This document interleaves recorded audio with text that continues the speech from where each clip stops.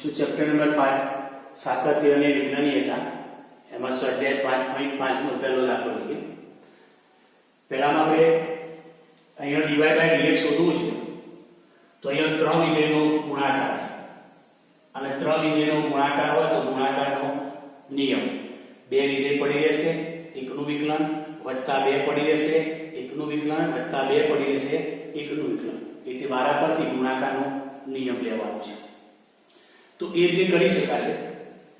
પણ આપણે બીજી રીતે કામ કરીએ કે ચલો બંને બાજુ log લઈએ, બંને બાજુ log લેતા, બંને બાજુ log લેતા. હવે બંને બાજુ log લઈએ તો અહીંયા ત્રણ વિધેયનો ગુણાકાર છે. એટલે જો આપણે અલગ અલગ log આપીશું તો સરવાળા સ્વરૂપે અલગ અલગ log મળશે. સરવાળા સ્વરૂપે અલગ અલગ log મળશે. ગુણાકાર હોય તો સરવાળો, ભાગાકાર હોય તો બાદબાકી. હવે વિકલન કોનું કરવાનું છે કે આપણે જાણીએ છીએ કે cos x નું વિકલન sin x થાય અને cos ax હોય તો cos θ નું sin ax અને આગળ ax નું a થશે. અહીં cos x નું sin x અને x નું x પ્રત્યે 1 થાય. એમ cos θ નું sin θ પ્રમાણે sin ax પછી ax નું a. પછી બીજું આપણે log નું વિકલન કે ભાઈ log x નું વિકલન 1/x થાય.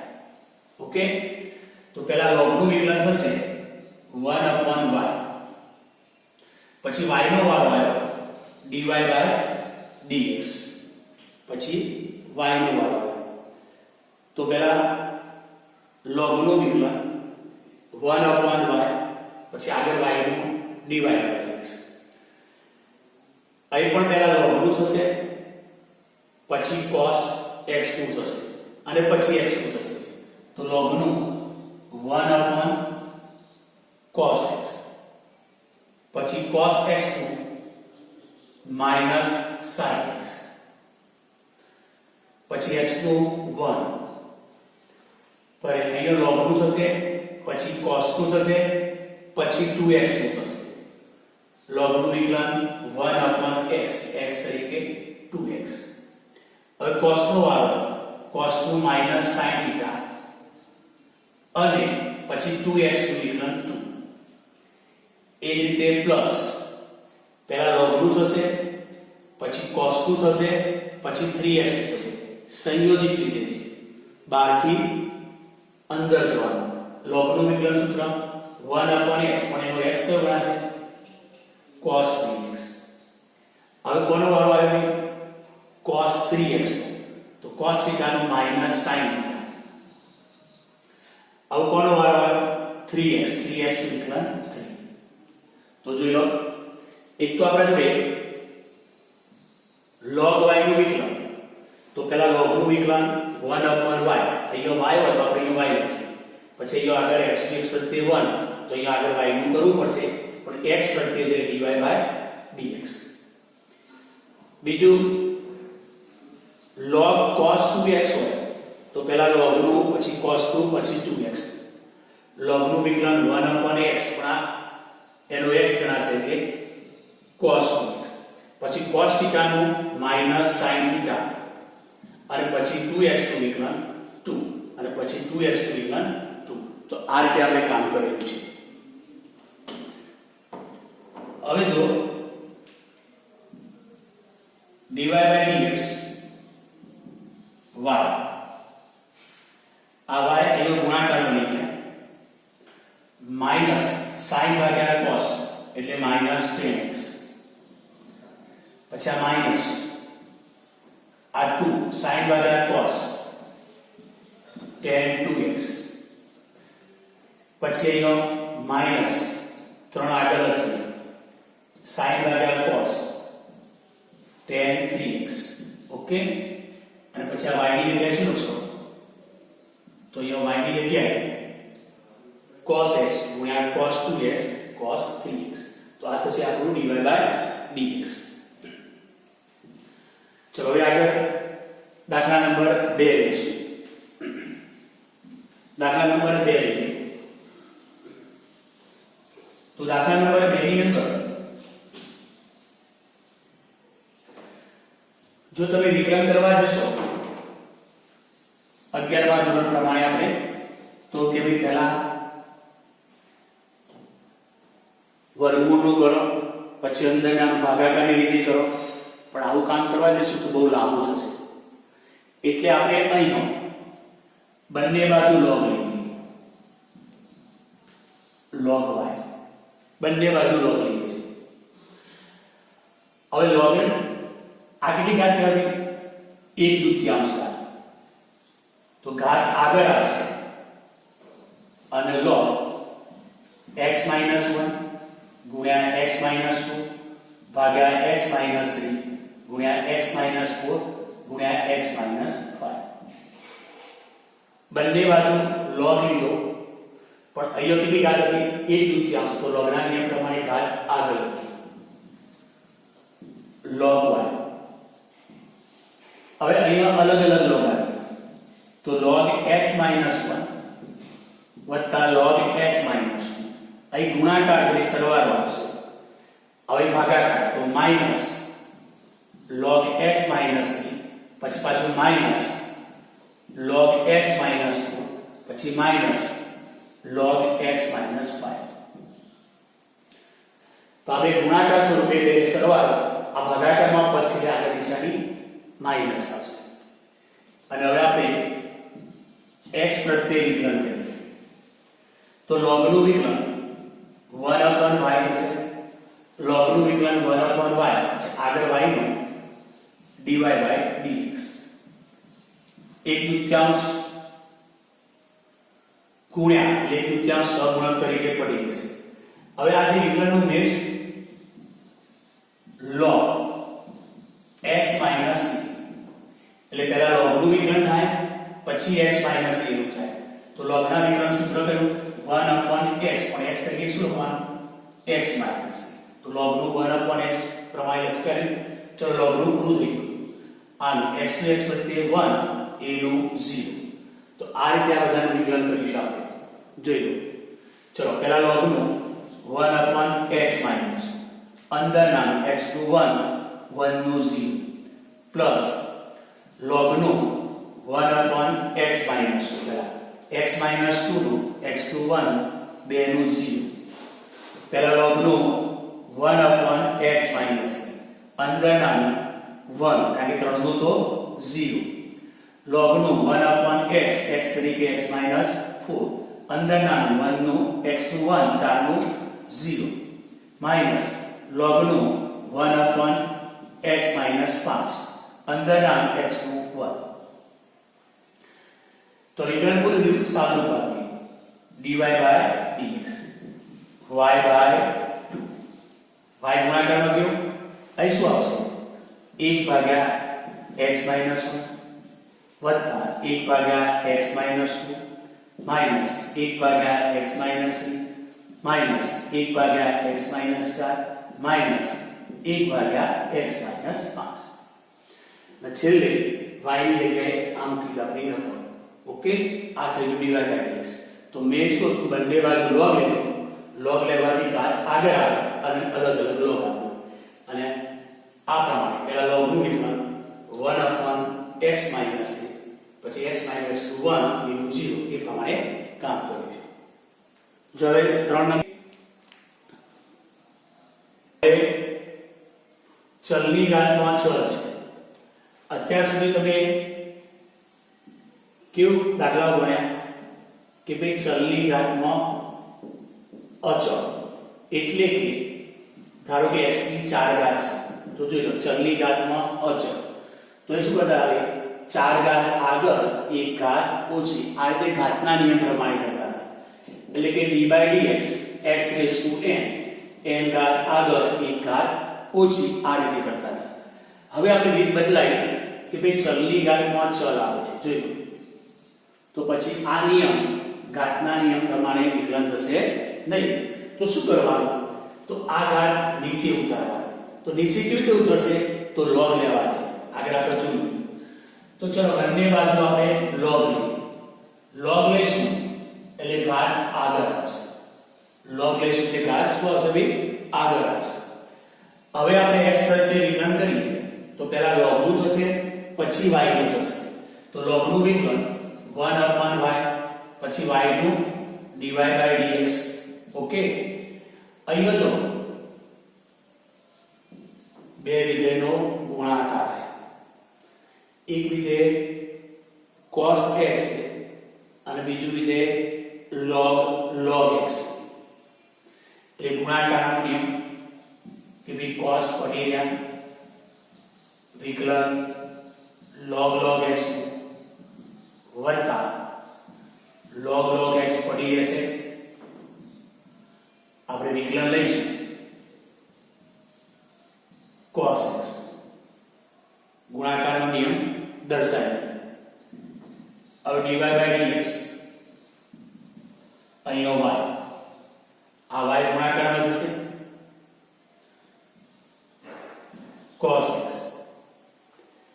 આનું વિકલન આ સંયોજિત વિધેય છે એટલે પહેલા logનું પછી બીજા logનું પછી x નું. પહેલા logનું 1/log x, બીજા logનું 1/x, પછી x નો વારો આવ્યો 1 log x. પછી cos x નું વિકલન minus sin x dy by dx y અહીં cos x ભાગ્યા x log x minus sin x log. તો આ થયું આપણું dy by dx. તો મેઇન વસ્તુ કઈ આવી છે? ચલની ઘાતમાં ચલ હોય તો બંને બાજુ log લઈ લો. અહીં જ્યાં ઘાત ચલ આગળ log છે આ થશે અને પછી વિકલન કરો. આની અંદર મેઇન વિકલન કોનું આવ્યું છે? તો log x નું વિકલન કરવાનું છે.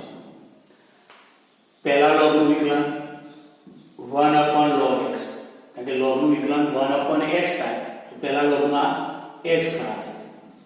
પછી log x નું વિકલન 1/x અને પછી x નું 1 થશે. તો આ રીતે આપણે dy by dx મળશે. હવે ચલો 4 નંબરનો દાખલો લઈએ આપણે. દાખલા નંબર 4 લઈએ. તો જો અહીં આપણી જોડે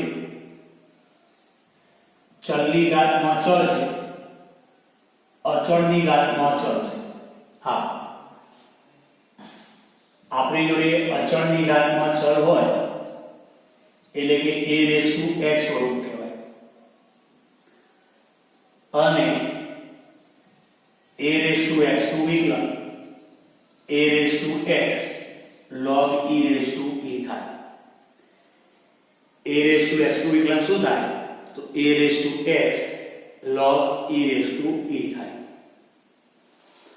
તો આનું એક કરી શકાશે. અને બીજી રીત, આને આપણે u કહી દો, આને v કહી દો.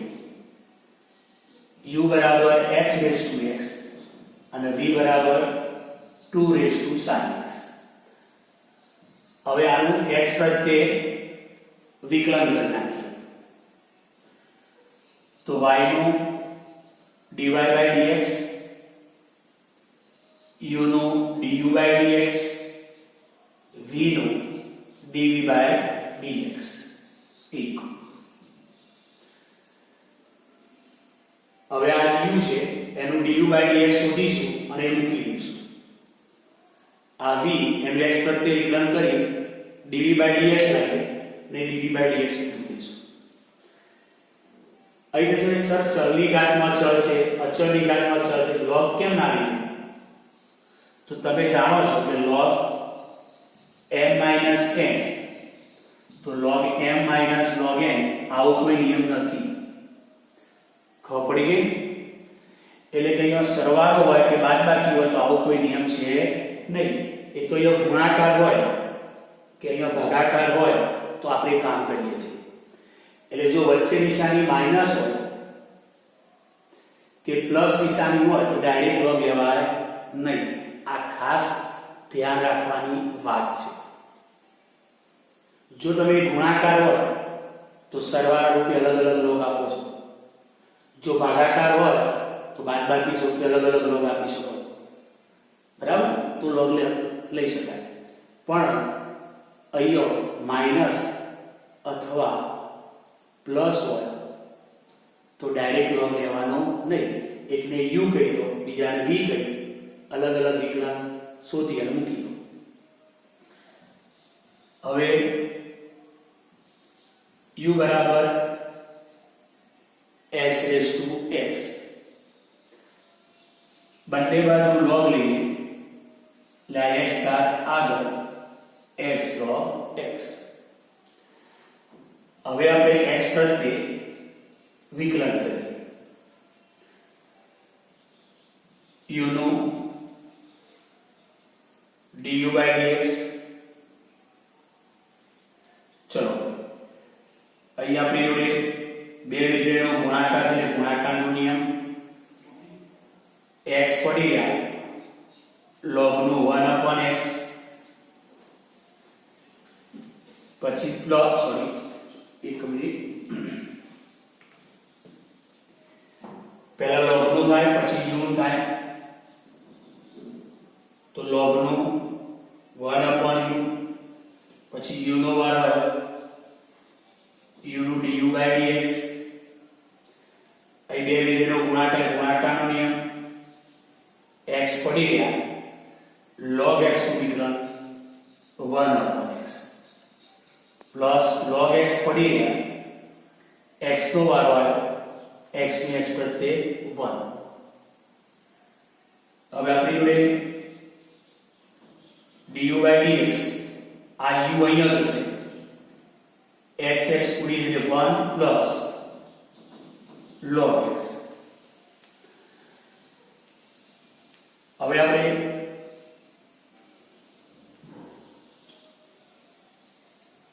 du by dx u બરાબર કેટલા મૂકશું તો e ની જગ્યાએ x રેઝ ટુ x મૂકી દઈશું.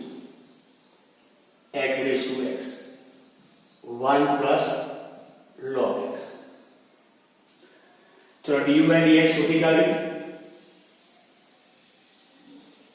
હવે v બરાબર 2 રેઝ ટુ sin x.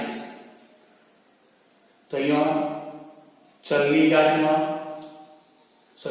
અચળની ઘાતમાં ચલ છે. આ સૂત્રથી કામ કરી શકાય, પરંતુ આપણે બંને બાજુ log લઈએ. log લેવાથી ઘાત ક્યાં આવશે ભાઈ? આગળ. log લેવાથી ઘાત આગળ આવશે. હવે x પ્રત્યે વિકલન કરીએ તો પહેલા log નું થશે પછી v નું થશે. log નું 1/v અને v નું dv by dx. અહીંયા બે વિધેયો ગુણાકાર સ્વરૂપે છે તો ગુણાકારનો નિયમ વાપરવાની જરૂર નથી. કેમ? log 2 અચળ છે અને સહગુણક તરીકે પડી રહેશે. log 2 કેવું હોય? અચળ, તો સહગુણક તરીકે પડી રહેશે. sin x નું વિકલન cos x. હવે dv by dx v ગુણાકારમાં લઈ જઈએ અને log 2 ગુણ્યા cos x.